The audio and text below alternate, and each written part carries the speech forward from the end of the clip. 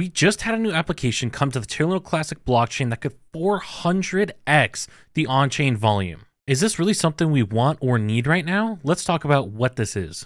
Okay, before we actually talk about the application, I want you to know who this is coming from. This is coming from the Unity development team.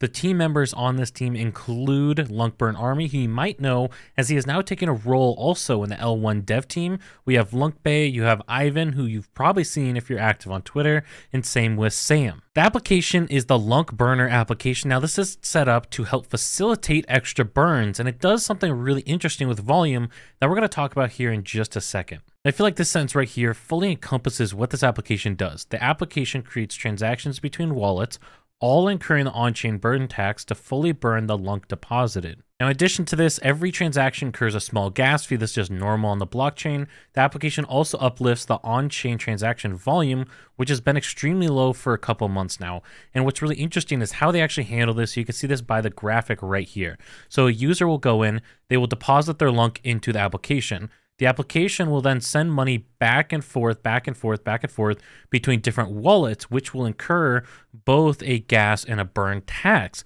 That is then going to be broken down into the community pool. Now, this would have been through the seigniorage or the reminting. However, that is no longer the case. There's no more seigniorage or reminting, so I believe this would no longer occur. Then you have a large chunk that is sent over to the burn wallet, which is something we all agree and support and love. Then we have a small sliver right here that's just the gas fee that occurs with the chain. And then they do have a little bit of a fee incurred for every transaction. We're going to talk about that in a minute. So if you go to luncburner.app, you can see this application, and you can see that they have a chart right here that shows the LUNC burned over the past little while. At the bottom here is something I want to talk about. This is a chart that breaks out how much is being sent where. So on a daily basis and then a total basis. Now, there's a couple really interesting things actually about this. First of all, total deposit amounts right here, you're looking at 662,000 LUNC. But if you look at the volume number on chain, this is actually pretty insane. You're looking at 311 million Terra Luna Classic of volume. That is over a 40x the volume numbers that would have happened if this just occurred in a single transaction. You can also see this with the transaction numbers. There's over 41,000 transactions that have occurred when, again, this could maybe have been handled in 10, 20 different transactions.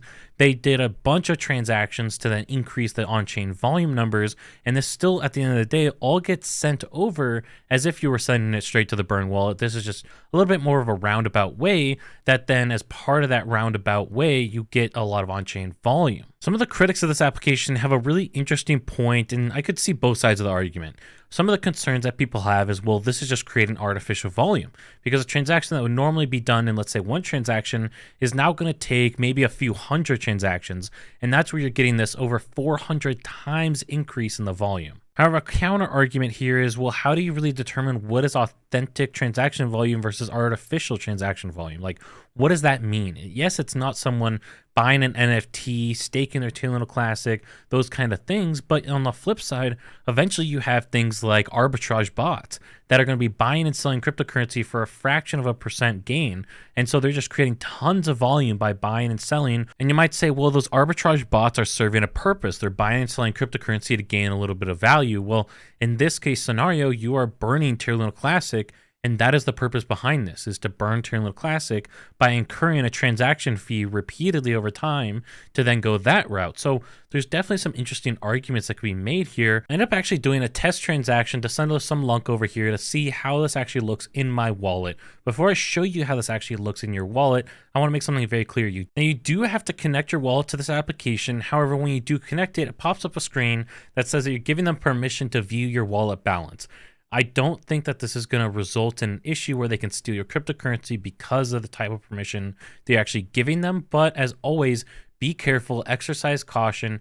Don't connect your wallet to things that you don't personally trust, right? I'm not vouching for them necessarily in this instance. I'm just saying, for me, I felt comfortable connecting my wallet personally because of the kind of authorization it gives them. You can see in other situations, you give them different authorization. When I go to my wallet, you can see that transaction where I sent 560 Terra Luna Classic to this wallet. And then if I go there, and if we actually look at the transaction history, you can see that the value of the transactions is going down over time. This is what I'm describing to you guys of they're paying that fee every single time. And then the value of the remaining balance is going to keep decreasing over time. So it starts with 560. And then it drops from there. It keeps going down and down and down as they keep paying the transaction tax when they're sending it to another wallet and then back and recycling that process here. You can also see these transactions are occurring every couple of seconds, so it very much so seems like they're essentially running this on a smart contract.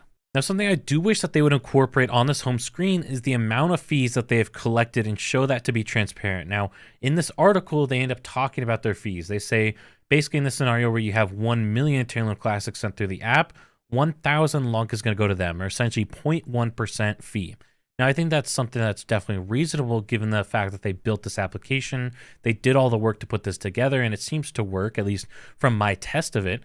And so I think this is totally reasonable for them to take a fee. I just wish that on this main page, when you see all these stats, that it would also show you for transparency, hey, here's the amount of fees that we're collecting. Because when I first look at this without being able to see this article originally, or without seeing it originally, I saw, wait a second, when we add up deposited amounts and then we could do how much is going to the community pool, how much is being burned, all these different numbers, it's not adding up. What's going on here? Why is this off? And then I had to ask the questions, and it turns out that, yeah, there's the fee, there's gas fees, which is another thing that's not shown on here. So I think having that shown would be a great step forward towards transparency on this. And it's not like I think they're doing something bad. I just think that's something that the community should know because, again, if you look at this page, let's say you hear about it from a friend, you hear about it from this video, you click on it, I don't see anywhere on this page where it shows you what their fees are for doing this. And I think that's a great thing that they should add, and I look forward to seeing that. So for me, at the end of the day, it's pretty simple. I was hearing that we have some blocks that are actually being signed by validators empty. That means validators are spending money to authorize these different blocks on the blockchain, and there's no transactions in them that are paying any fees, anything like that. So the validators are essentially losing money signing off on those blocks.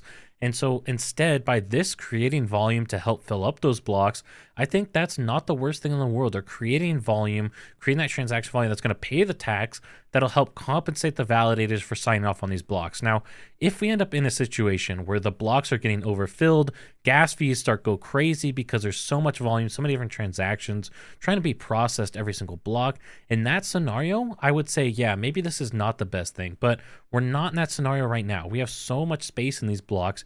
There's not really a pressure on the blockchain in that sense. So while yes, this might be creating load on the blockchain, the validators have to sign the blocks anyways. So it's not really an issue right now, at least to my knowledge. And for that reason, I don't personally have an issue with this application. I think this is actually a pretty interesting idea, and congrats to them for figuring this out, because this is not something I would have thought of, where you are essentially still burning, you're still contributing to the burns like what we all want to do, but instead of a single direct transaction, you're also getting a 2-for-1 value where you're contributing to burns and you're helping with transaction volume on chain, which helps show people that, yeah, there's actually stuff going on here. So I'd recommend everyone do your own due diligence before you end up contributing to this application, but I think this is a really interesting idea.